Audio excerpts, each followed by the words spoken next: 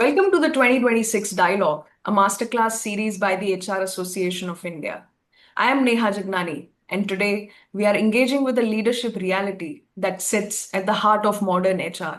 Often talked about, frequently expected, but rarely easy to practice consistently. Our theme for the session today is empathy with accountability, the new currency of HR leadership. To help us unpack what this balance truly looks like, we are joined by Dr. Debjani Roy. Dr. Debjani is a veteran HR leader with over 3 decades of experience across marquee organizations, including Nalco, Bharti, HCL Technologies, Bentley Systems, Kuoni, and SRL Diagnostics, where she most recently served as a CHRO and board level HR partner. She's an alumna of FMS Delhi in Organisational Behaviour. She's regarded as one of the India's most progressive HR business voices. Today, she advises and mentors organizations in building future-ready people strategies that are rooted in empathy and impact. Dr. Debjani, thank you so much for joining. Always a pleasure having you. Thank you, Neha. My pleasure. Actually, it's mutual. Being on a platform of HRAI has always been a good thing because the conversations are very eclectic, and you pick up topics which are very very relevant and most suited to the times. Which keeps us also on our toes. So, thank Sure. you very much for having me here again. Thank you so much for your kind words, and I look forward to this exciting masterclass. So, to begin with, Dr. Debjani, in your experience, I want to know how can HR leaders practice empathy without it being perceived as a lowering performance standards or accountability? You see, these are tough times, okay? And unlike all the definitions that HR used to at one point of time, sorry, HR used to at one point of time enjoy, which is, people champion, and you have to be compassionate, and you have to extend empathy and look at people trouble and make sure that you become an agony aunt in the process and all that. It doesn't work anymore. We are living in times where AI is around the corner. AI is dictating a lot of new ways of working. Machine intelligence is dictating a lot of the ways in which we are responding to people problems, which really brings to the core the question that while empathy is definitely important and we need to continue to bring empathy to the people and to the table, it needs to change its color and shape. So today it has to be accountable, means it has to be, well, how do I say, responsible, empathy, in a sense that it needs to be demonstrated through behaviors, structures, and execution, in that order.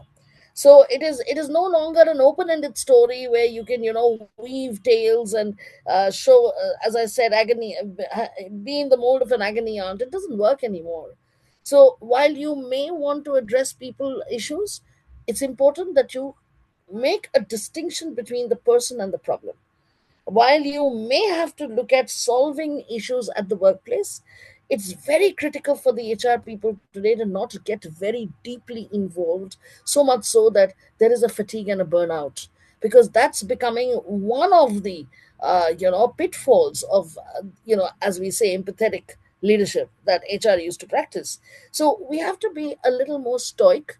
We have to ensure that this empathy, the so-called compassion that we want to bring to the table, is backed up by prudence, by proper juxtaposition to the business reality.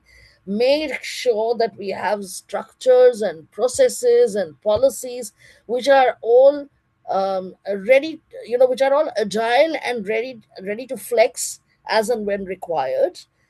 So much so that this practice of empathy in no way um, you know hits a nail, or hits a nail in the coffin of performance, or it does not take away anything from accountable leadership.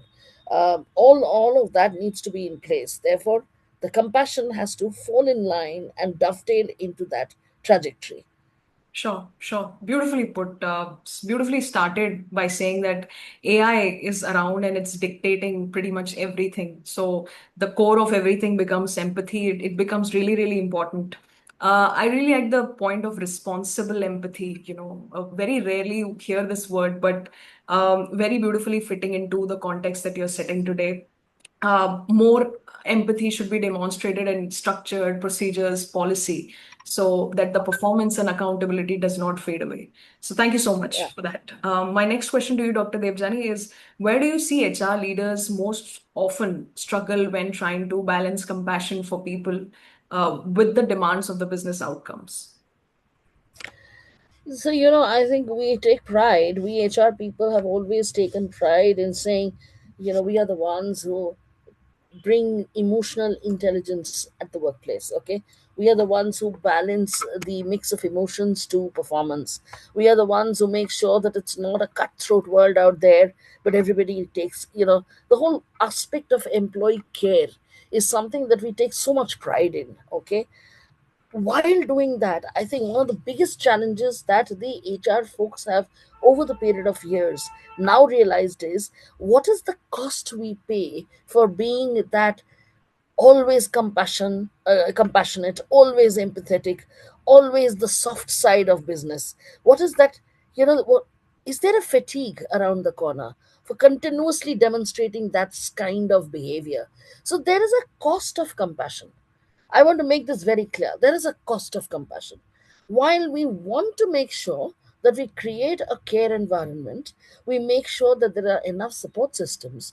People feel comfortable being at the workplace and ready to come to work every morning, which is what our core delivery should be. But at the end of the day, we also need to ensure that we create a culture and an environment where we also give a no nonsense message to people that look, all of it is good.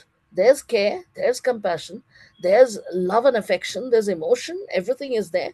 But at the end of the day, it is the delivery, it is the KRA, it is ultimately the business growth, the figures, the statistics, which ultimately will tell, okay, how far you will go in the environment.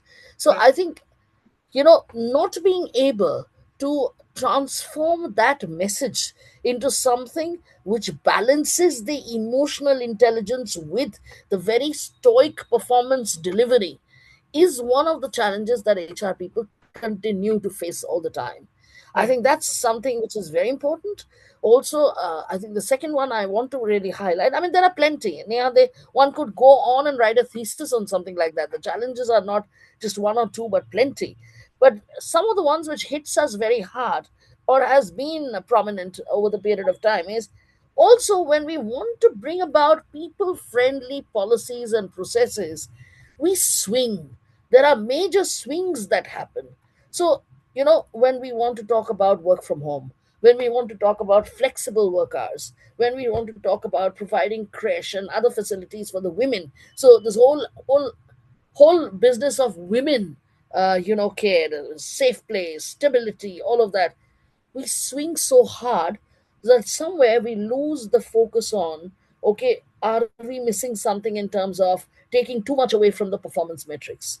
Okay, are we, while providing for some, however, taking away from others? So is it an equitable balance? Are we able to create that environment that while we give to some, we don't take away from others? Okay, so I think some of those things, because I've heard even something as simple as Women's Day is celebrated hugely. What about the Men's Day? It doesn't get celebrated, right? Now, does it mean that they just raise that topic because it's just fancy? No, you are celebrating LGBTQ today. You are celebrating gay pride. You're celebrating the pink movement. You're celebrating diversity. Then why not the Men's Day? The question is such. So I'm very clear. While we give to some, while we celebrate few things, we shouldn't, at the end of the day, take away from some others, even if it's a minority, even if it's a small pipping voice in the side, we still should have ears for that. So I think those are the kind of challenges that we need to look out for. Sure, sure. So the crux of it basically is to finding that right balance where you don't end up overdoing things because the cost is going to Yes. be directly into delivery, into KPIs, and the overall outcome. So thank you so much Correct. for throwing some light on that. My next question, Dr. Devjani, is can you share an instance where leading with empathy actually strengthened accountability and delivered measurable results?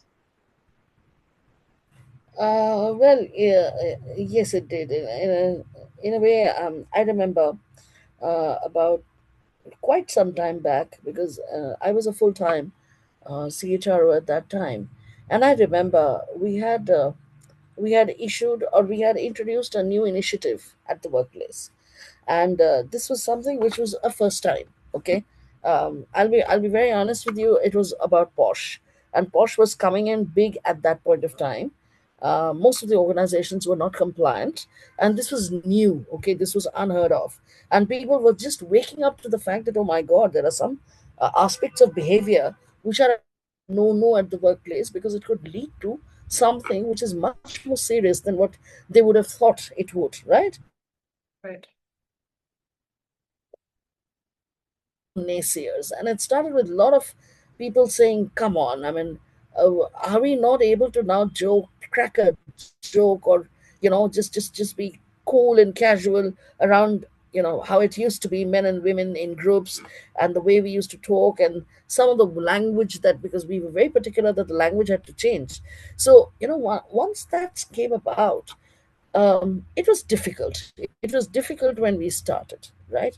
But then, with a lot of empathy, with a lot of compassion, with a lot of putting yourself into the picture, it was as simple as walking the talk. Okay, it was as simple as walking leadership. We started going to the desks. We never expected people to come to us with queries, but we would walk around. I remember my entire team of HR, young boys, girls, managers, executives, all of them would just take pride in not just sitting at the desk for too long, but intermittently they would just get up, and they were assigned quarters, they were assigned departments, they were assigned certain floors depending on what the offices were like, and they would move around, talk to people, give them instances, sit down with them without hampering, work. They would make sure that the messaging was done right.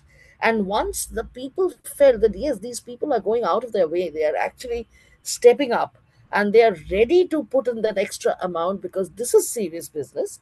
And at the end of the day, it really helps us from certain things which could be very, very difficult to deal with later on. Accountability, it started spelling out in the environment. Even performance took a leap up because it also became a part of the unconscious KRA. When I say unconscious KRA, because it was never stated in the KRA sheet, but it was registered in the mind of every manager, every teammate, every colleague, that there is an expected way of behavior. And if you go around that, things will be better for you at the workplace. I think that was very, it was great living it. Maybe I'm not able to bring so much in terms of it as a story, but it was one of those first time when Posh was coming in. It was very big for the organization. It was like a mandate, but we had to be very soft around bringing in that regimen or that discipline at the workplace. But it Sure. was fun. It was really fun and exciting, actually. Sure, sure. What a classic example. I think it also tells us that when you bring in something new in the picture, in order to get people on board that, I think empathy sets a great, starting Tone, point for yeah, people to get yeah, on board. And walking the talk, as you rightly said, yeah. makes a more lasting impact on people along with empathy. So thank you so much. My next question, Dr. Devjani, is how can organizations embed empathy into systems, policies, and processes so it doesn't depend on individual leadership styles? Hmm.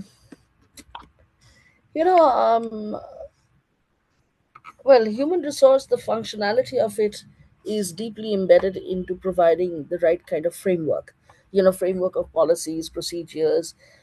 We have manuals and policy manuals and process manuals. We have all kinds of handbooks and telling every employee what is expected of them at the workplace. All that is good, but the hard line, the black and white print. Sometimes it's very that soft area of what can you read between the lines? Even if those hard lines are there, the black and white, what's the gray that you still need to, pick out from that?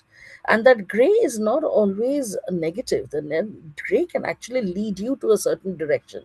So I think one of the things that HR necessarily needs to do is, before even they go about setting up the fulcrum of any new ways of doing work, new policy, new subjects to deal with, it's important that they first and foremost understand what's the terrain.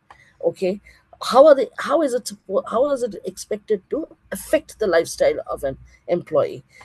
Is there a gender dynamic? Is there a chronology dynamic? Is there an age dynamic? Okay, and keeping all that in mind, once you formulate your systems and processes like reward and recognition, okay, how do you bring about reward and recognition? Are you only looking at categories, or are you also looking to make sure that what do I say, every group of employee, whether they are the geriatrics, whether they are the absolutely young Turks, or whether both the AI generation and the salt and pepper generation both get covered. Okay, you may have to tweak it a bit. It may not be a fair and square reward and recognition, but nevertheless, it it is something that should be woven in, so that nobody feels that yes, I've been put on the sidelines. Okay, it's important to bring mainstream into the lives of every employee. Only then can you justify that yes, empathetic leadership, empathetic discharge of responsibility needs to not only be a parrot talk, but it also needs to be embedded in every system, in every process that we look at. Mentorship programs, celebrating small wins, reverse shadowing. There are so many things that are happening in organizations today, and each of those are primarily developed on account of the fact that there is a need felt in some corner.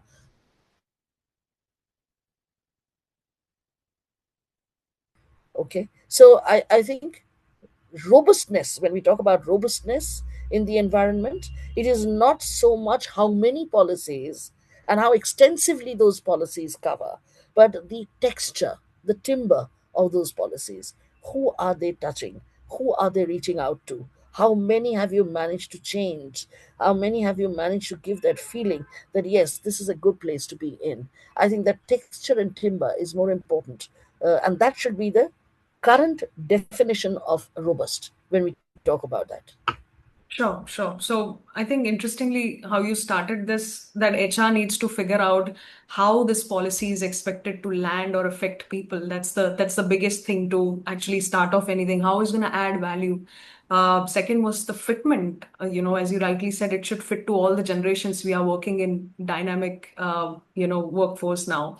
Empathy should be demonstrated, and the robustness itself, the texture, as you rightly mentioned, who all it is touching, how much it is affecting everybody, and how it's going to add value to each of the workforce. So, thank you so much. This brings us to the last question, Dr. Debjani, which is what mindset shifts do HR leaders need to make today to lead with both firmness and humanity in increasingly complex workplaces? This is possibly my most favorite question, actually, of this entire conversation, because this is where I think the HR fraternity um, has taken a beating. Honestly, we, we just take pride. I think I'm repeating this. I said about this a little while back, that we HR people take pride in the fact that we are the ones who bring about the emotional balance at the workplace. We are the ones who demonstrate empathy, who are the ones who talk about the affection, and not just look at affection as a negative or or a soft article, but probably a glue which can keep the culture together in a particular manner. It's not that. It's not that.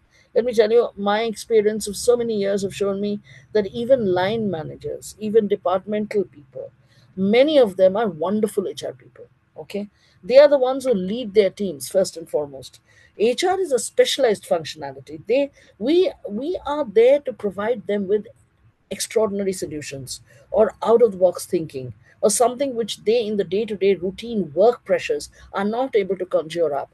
But that does not mean that they are bad man managers. Many of them are extremely good in handling people. They are creating that support system for their people. Otherwise, those teams would not work the way they are doing. So I think one is shed that overimposing, impression about ourselves, that we are there and what we do is something that nobody else can do. That's not right. Okay, number one. Second is, I think the second thing is, the for those in the line and in the departments who are unable to do that, who are unable to practice that empathy and compassion, that is where we need to perform. That is where we need to come in and say to ourselves that, look, we don't have to be busybodies, we don't have to be demonstrative everywhere, but let's create an impact where it most deserves to. So where is that ability on the HR mindset, where we can pick, okay, groups, where we can coin interventions, where we can look at what next, how can we take a journey forward, how can we change people and their mindsets along with what we also are going to bring to the table. I think that's very, very important, that we should not think of ourselves as an exclusive class, but as people who are there as enablers. Okay, firstly we are enablers, and second is we are facilitators. Okay, either we enable people or we facilitate the environment, and in that practice or in that intent of doing so, we have to be agile, we have to keep learning, we have to pick up signals, we have to be intuitive, irrespective of how much of AI and machine learning has come in, how much of Internet of Things are there. The intuitiveness of HR still is important. The people interactivity is important. Ability to, give a pat on your back and say, job well done. Okay, I don't think an AI can do that. Okay, I still see, when I work with when I work with a lot of organizations today in giving them culture solutions, I still see little tags with the signature of the boss saying you're a rock star pinned onto the little wall in front of the employee. You should see the expression on the employee face on that day. Okay, that's where the mindsets have to change. We don't have to create an earthquake, we don't have to bring about a revolution. What we need to do is enable compassion, enable empathy at the new look workplace. We have to work with today's generations to ensure that we are not just good with the salt and pepper guys or with the mid manager levels, but even the new Turks, the ones who are coming in with a language completely of their own. We should be able to make them also understand that yes, even we can add value to their lives. I think that's the biggest change in mindset that HR people need to bring about. That who are our audience today, how do we reach out to them, what is the best we can do for them, and therefore become a part of that milieu rather than just remain exclusive to some people in the environment. That's how I think HR needs to completely and continuously improvise. Sure, sure. So, Dr. Debjani, can we safely say that the fabric of empathy and compassion should go to places where it needs the most rather than Absolutely. spreading it everywhere, putting your energy out there, but missing And out making it on thin, and making it thin. making it thin? Absolutely, absolutely. So, thank you so much. This brings us to the end of the masterclass. On behalf of HRAI, thank you so much for always sharing those grounded perspectives and deep conversations. Today's dialogue especially has reinforced an important fact, which is empathy and accountability are not the opposing faces. It is, something, if you thoughtfully integrate, it can create that lasting impact. It can create ownership. It can influence people to thrive in dynamic workplaces today. So thank you so Oh, much. putting a little color, Neha, if you give me just 1 minute more, I Yeah. think it can create magic. Let me tell you, it can create magic. I've seen organizations change just by the way people behaviors have changed and stepped in on time. Okay, it's very important. Every organization has a commercial reason for existing. Okay, performance and delivery is everything. It's how we own up to that reality mold ourselves to it, continuously improvise as we go forward. And as you rightly summarized from what I said, make sure we are there where we are needed most. And that is how we will continue to provide the empathy and compassion in a solid, prudent, and real time manner. I think that's what HR needs to be, rather than just tom about, oh, this is it, and the agony aunt and the fabric. No, we don't need to do that anymore. We can create magic just by partnering business. Sure, sure. We can create magic by being enabler or facilitator where it needs the Yeah, most. So thank you so correct. much. Great way to end this. I look forward to having many more such conversations with you, Dr. Debjani. Thank you once again for taking out time. And thank you, Neha. It's always a pleasure speaking to you. And thank you, HRAI. Some of these topics and this platform just keeps us alive all the time. Thank you so much. Bye Thanks a lot. bye. Thank you so much. Thank you.